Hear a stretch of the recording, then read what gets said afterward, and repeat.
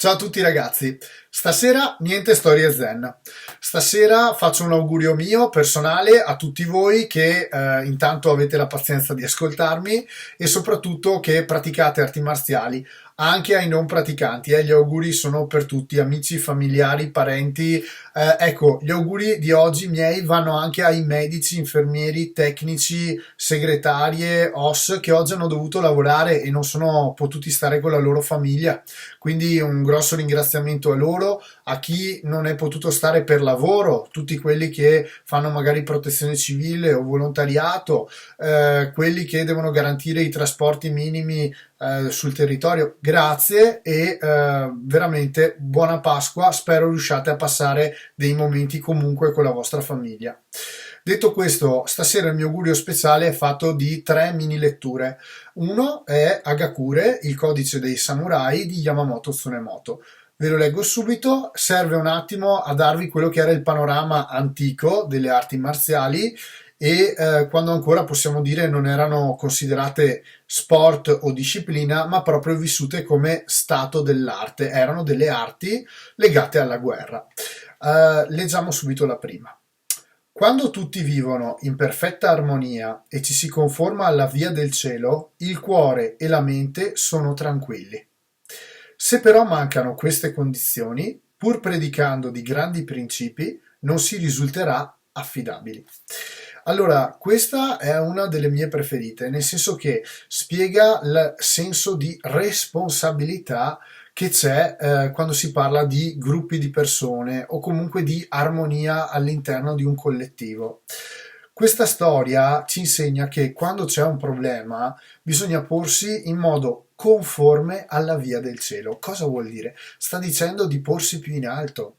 Il cielo è sopra tutti noi, il cielo vede tutti i nostri dissidi, piccole ire, arrabbiature e il cielo probabilmente ha anche la giusta distanza con cui tratta questi problemi.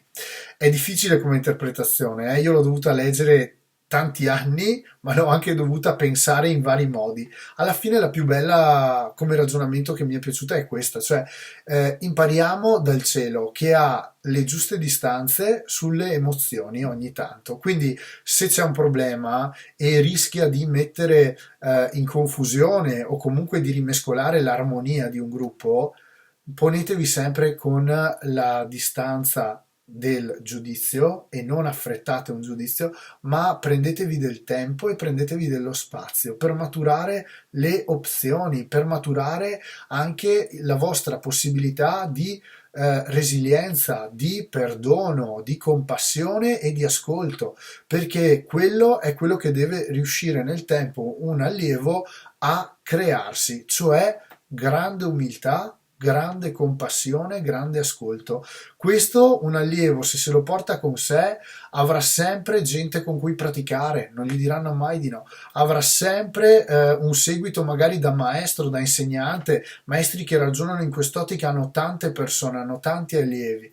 E questo perché si prendono cura e hanno cura degli allievi, vogliono che ci sia un clima buono, sereno, sano.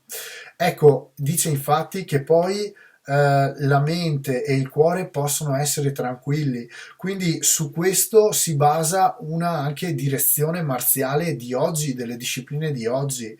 Altrimenti si rischia di diventare grandi predicatori, come appunto dice qui, però nella realtà si sarà inaffidabili.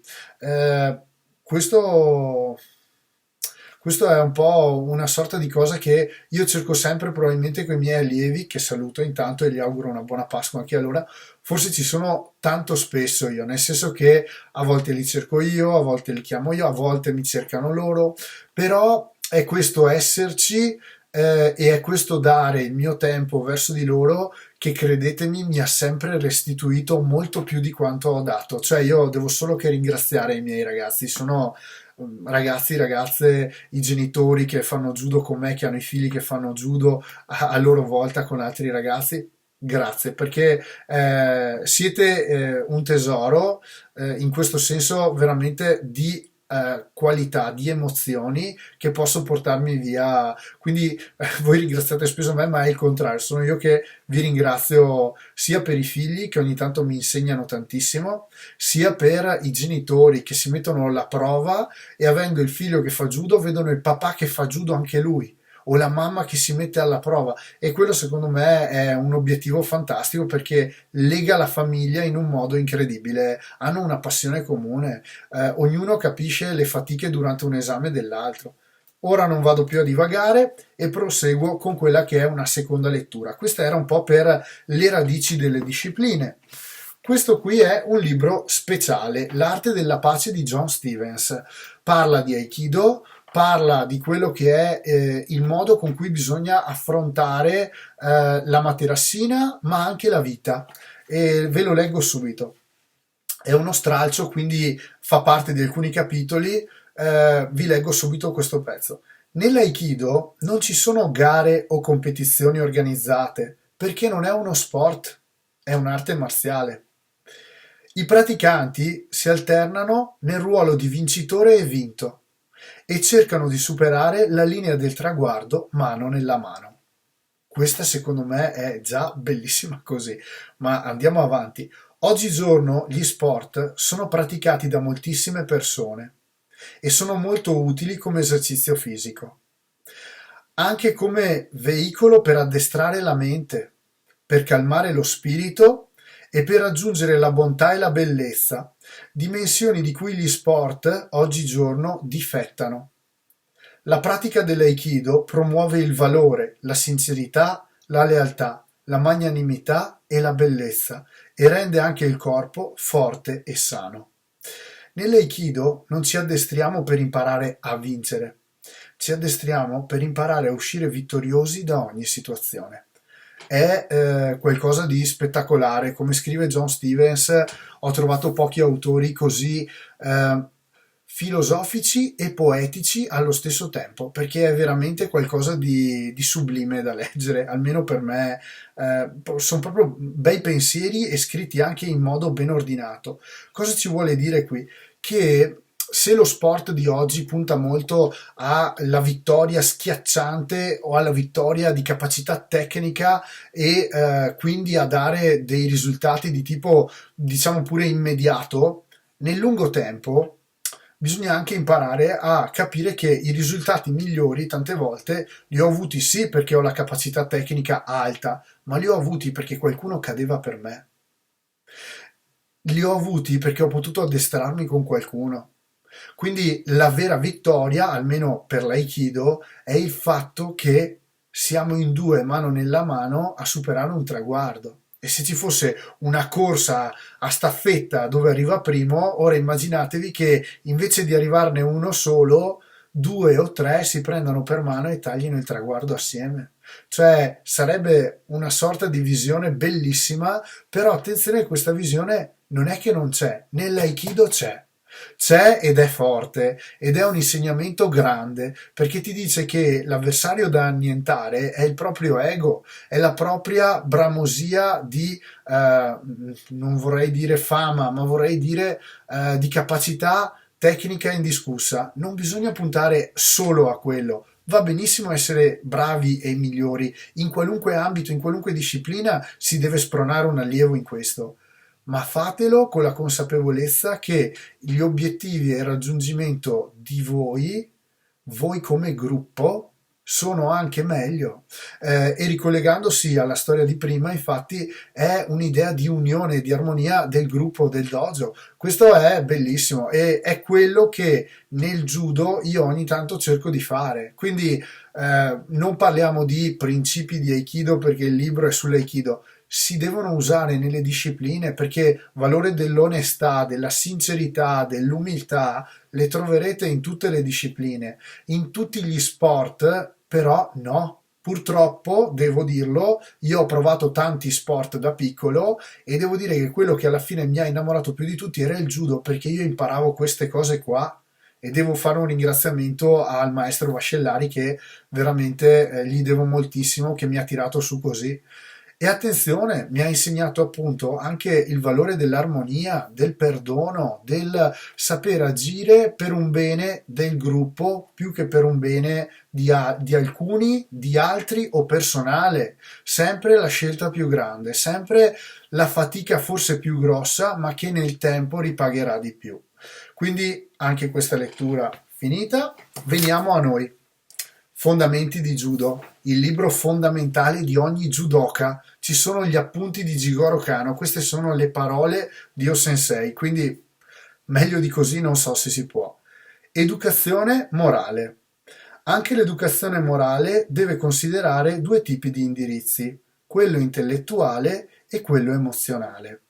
L'intelletto è l'elemento indispensabile per discernere il bene dal male, il giusto dal suo contrario, anche nelle manifestazioni più complesse e integrate, se non che se esso non poggia sul fattore sensitivo verso l'amore del bene e la repulsione dal male, finisce per ostacolare il raggiungimento di un'aspettativa quantomeno soddisfacente. Da quanto ho detto si può dedurre che il metodo deve basarsi sulla somma di diversi elementi, con la loro partecipazione in equilibrio. Tema che dovremo approfondire anche nei capitoli successivi riguardanti il Judo Kodokan, se vogliamo che il principio del migliore impiego dell'energia venga utilizzato nelle discipline pedagogiche. In questa parte di capitolo trattava come per lui è importante spiegare che il judo ha un valore morale, ha un'etica, ha un codice di valori da trasmettere che è fondamentale. Queste discipline, in particolar modo judo e aikido, io le consiglio tanto di praticare, tutte e due, non solamente una, perché magari sembrano distanti ma hanno veramente dei punti in comune e di contatto pazzeschi. Tutti e due gli ambiti vogliono aiutare a servire la società, a creare dei cittadini più maturi, più consapevoli, dei cittadini che pensino agli altri. Kano, in quello che scrive, precisa che c'è proprio la necessità di creare degli allievi che abbiano non solo la capacità tecnica, ma attenzione, quella di intelletto, essere bravi studenti, ma non studenti solo dal punto di vista judo, bravi studenti della scuola di vita, quindi fuori i tatami, come anche una scuola di tipo emotivo, saper gestire emozioni, saper lavorare con le persone, relazionarsi con le persone, e questi sono dei traguardi durissimi e difficilissimi, soprattutto oggi che si punta ad avere tutto e subito, medaglie, vittoria, fama, successo, conoscenza, tutto subito e dopo ci si perde. No, Kano dice in modo ordinato e in maniera equilibrata. Vi ricordate che vi dicevo sempre di corpo, mente e spirito non avere dei dislivelli? Qui proprio lo esprime molto chiaramente, cioè fattore emotivo, lo spirito e le emozioni, fattore mentale, intelletto, crescere, fare i bravi, studiare tanto, impegnatevi adesso che è il momento migliore proprio per la conoscenza mentale. Corpo, dateci dentro con gli addestramenti, con gli allenamenti. Detto questo, io ho chiuso, vi faccio ancora i miei auguri più speciali di buona Pasqua, vi abbraccio tutti, mancate un sacco, speriamo di rivederci presto in tatami a praticare assieme. Ciao!